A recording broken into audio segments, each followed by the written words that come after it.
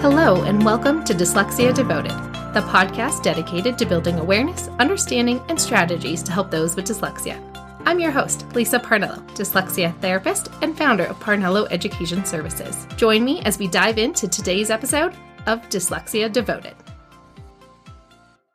Hello, friends, and welcome back. Have you ever wondered how to help dyslexic kids deal with constantly making mistakes, even when they do their best?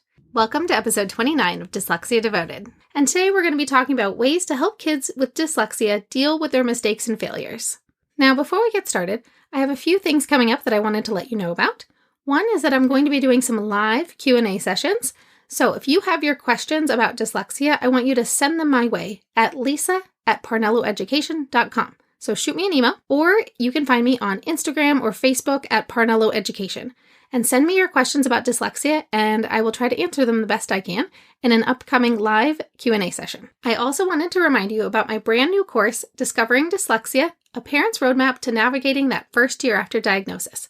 I still have a few more spots left, and I decided to go ahead and keep the cart open a little bit longer if you want that special discounted pre-sale rate of $99 instead of $197, which it'll be when it fully launches in the very beginning of February. So the new deadline to sign up for that special discounted 50% off is now going to be Christmas Eve, December 24th. You can find the sign up page on my website, parnelloeducation.com, on the courses tab, or you can sign up using the link that's right here where you're listening to this episode in the show description.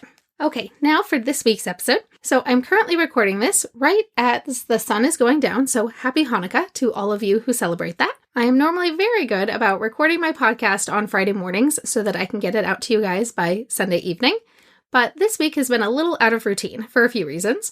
So I help kids with dyslexia, and it is currently finals week. And so my 8th graders and high schoolers are really struggling around this time of year. And I am a total sucker for a kid with dyslexia begging for extra tutoring sessions. So I'm a little jam-packed in my schedule this week. And then I had the wonderful pleasure today of going to an International Dyslexia Association board meeting. And we finally got to have an in-person meeting for the first time since I've been on the board in 3 years. Because, pandemics and all. It was such a pleasure to hang out with our crew of the NorCal IDA board today because we have some heavy hitters on our board, and I forget what a special community we have here. We have our lovely host, Nancy Cushion-White, who is an expert in the field of Slingerland and has trained teachers for many years and has helped countless students achieve high success despite their dyslexia. And then we also have Nancy Redding, who is our Orton Gillingham Fellow. And my friend Grace does letters training, and I do Wilson training. So we all come at it from different angles. And because of our vast experience in different directions of dyslexia and the different programs that we each use, we can all come together to share fantastic ideas about ways that we can collaborate and bring things together. For example, some of our conversations today, we're trying to help schools change their curriculum to use more structured literacy approach to their teaching so that kids are not being taught to guess words, but are actually taught how to read them and how to sound out words.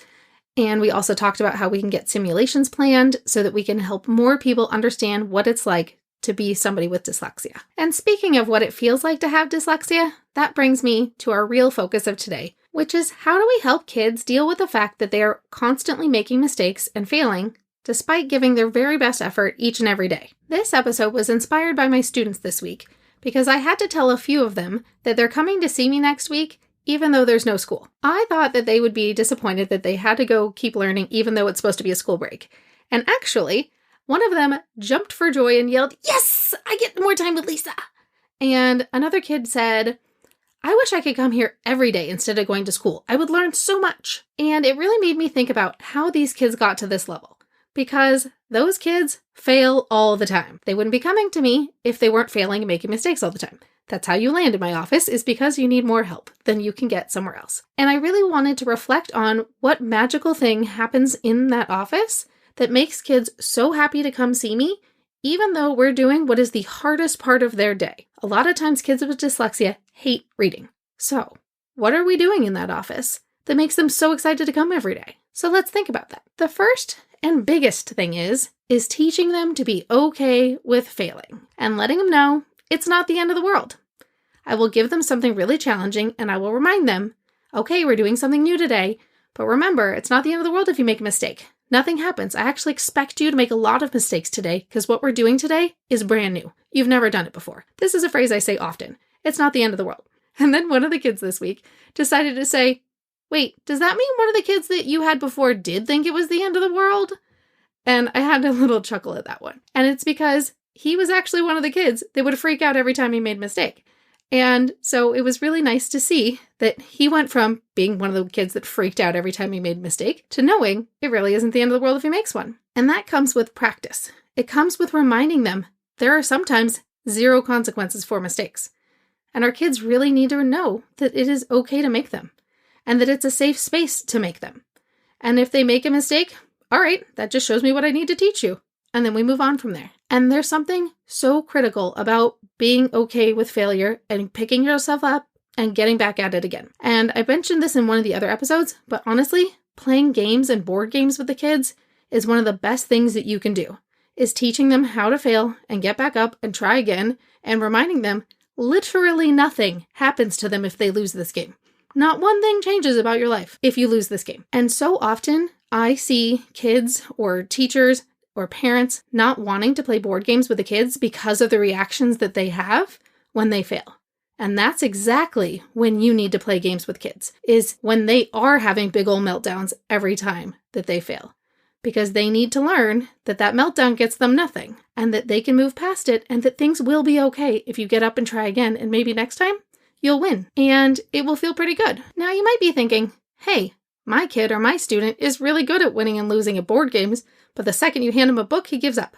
All right, let's talk about that one. I like to point out everything that they're doing good before I point out anything they're making a mistake on. So I might say, I really liked the way you read that with expression.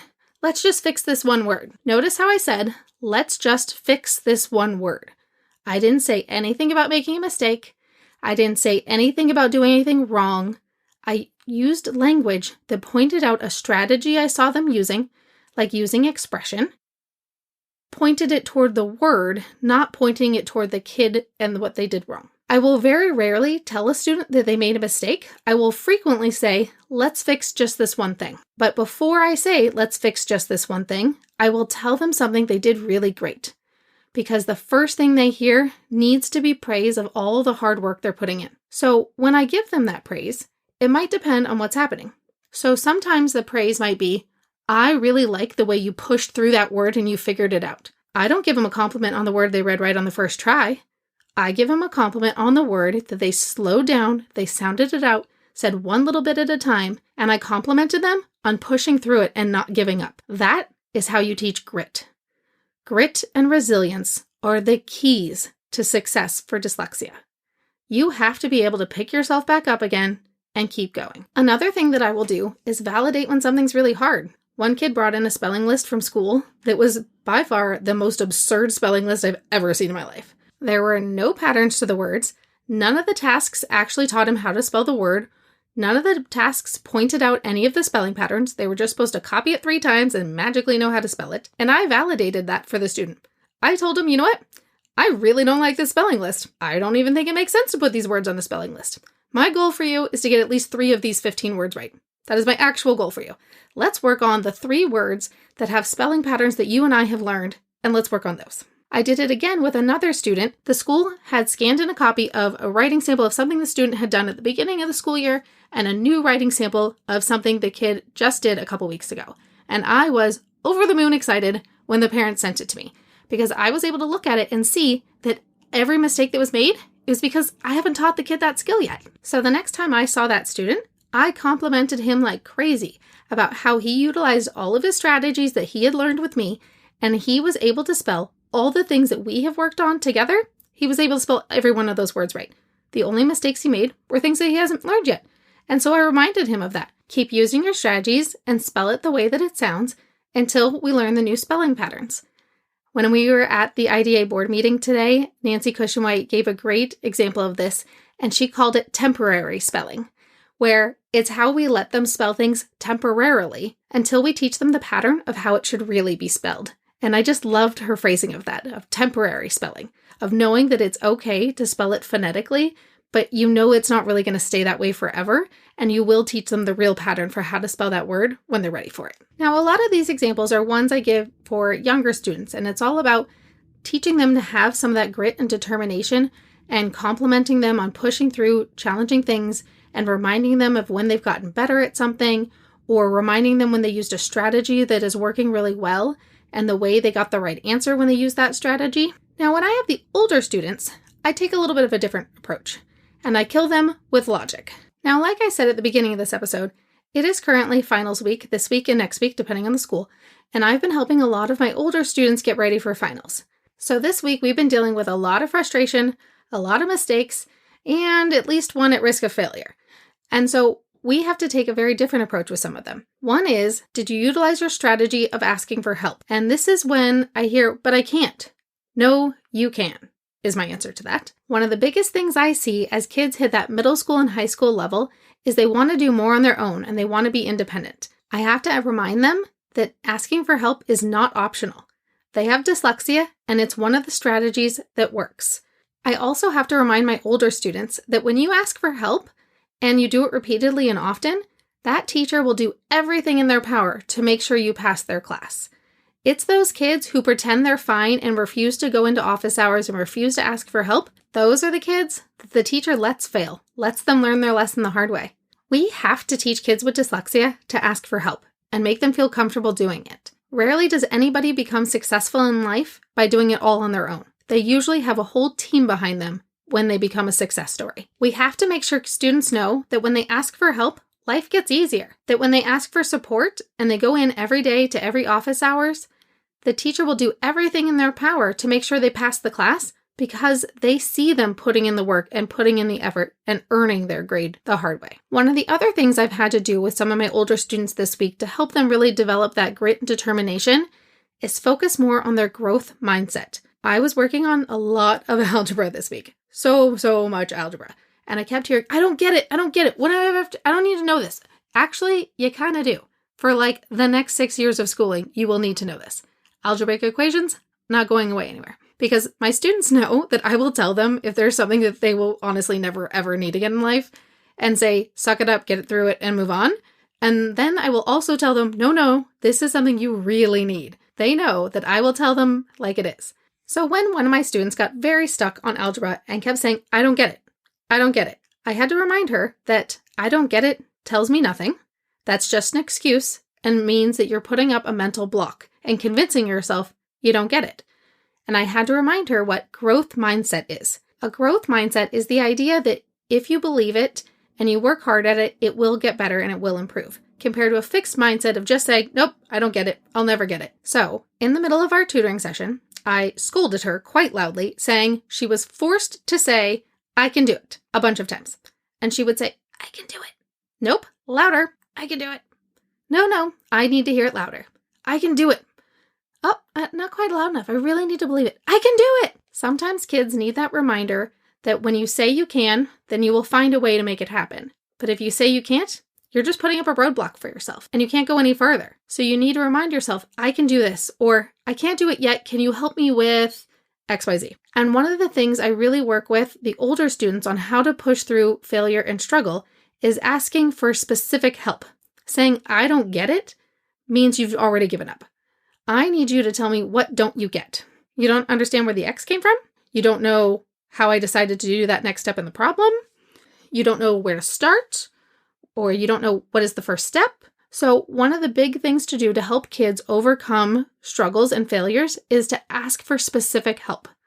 Just the way I was talking earlier about for the younger kids, you teach them specific praise for something you see them doing really well and a strategy you see them using. For the older kids, sometimes it's a little harder to do some of those because they do a lot of thoughts in their head that you can't see. But instead, I like to focus it more on their own self-advocacy when it comes to the older students. So when I say self-advocacy, I mean speaking up about where it went wrong. Having them tell you, I know how I get Y, but I don't know how I get X.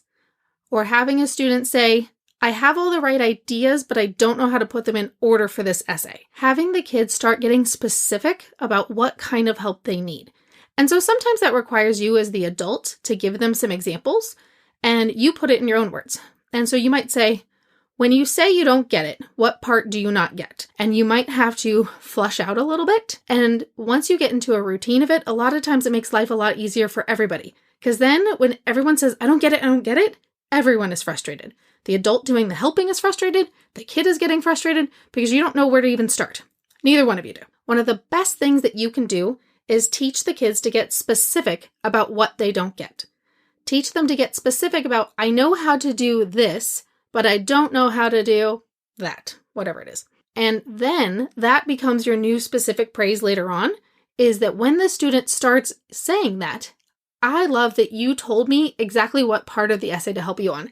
That makes it so much easier for me to help you. Or I really like that you told me which part of the math equation you understood and which part made it all fall apart for you. And then that makes it easier for me to explain the part that you don't understand. The specific praise for older students usually goes in the form of them utilizing self-advocacy skills in addition to how they are utilizing strategies. And we try to teach self-advocacy to the younger kids, but it's hit or miss depending on their maturity level. But by the time you end up having kids who are in 5th, 6th, 7th grade and up, those kids can really start advocating for themselves and asking for help. And when they start realizing that things can be a team effort, so whether that's working with a parent or a tutor or a teacher, that's how they can overcome their challenges, is utilizing their resources. And when they utilize those resources, they become successful. And you point that out to those students. And you tell them, I love the way you utilize this strategy, or you asked for help in this way, and that's how you were able to figure out the answer. Good work. I'm really proud of you. And you should be really proud of yourself too. All right, let's recap this episode. So we talked about the fact that we need to teach kids how to deal with failure. And one of the first things that you can do is to remind them when there are no consequences, that if you make a mistake, nothing happens to you. You just go about your day, you try it again, and move on. We also talked about the importance of playing games and being okay with winning and losing. And if you are giving up on playing board games because they're not going well, that's the sign that you really need to keep playing board games and keep teaching them how to win and lose gracefully, because that is a life skill that you need to know that things aren't going to go your way. How are you going to develop that grit and resilience that you need to be successful, not just in school, but in life? Because you never go your whole life without failing at something. You're going to fail eventually.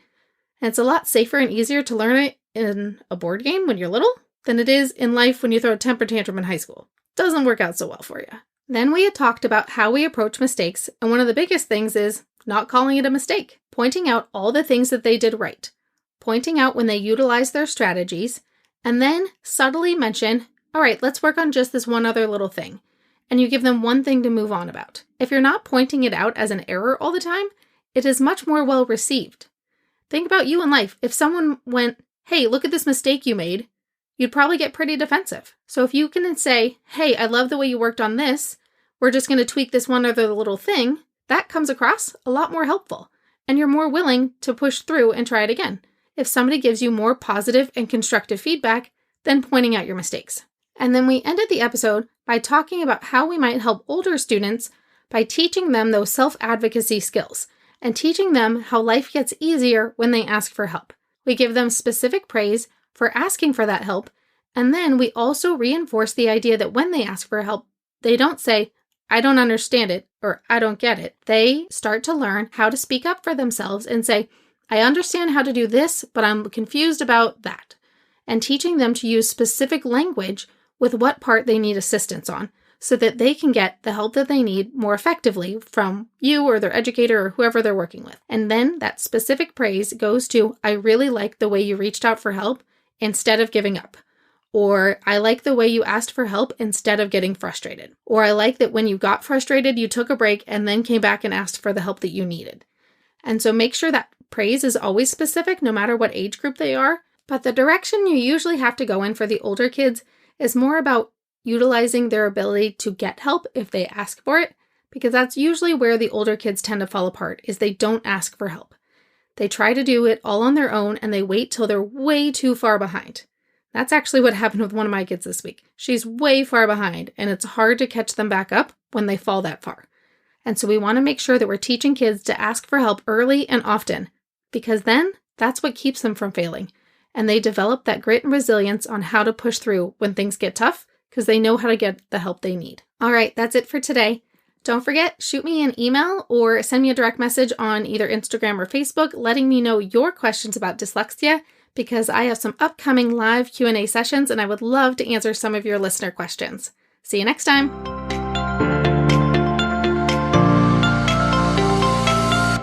Thanks for listening to today's episode of Dyslexia Devoted. Join us for our next episode by subscribing to this podcast as we devote each episode to different aspects of dyslexia. See you next time.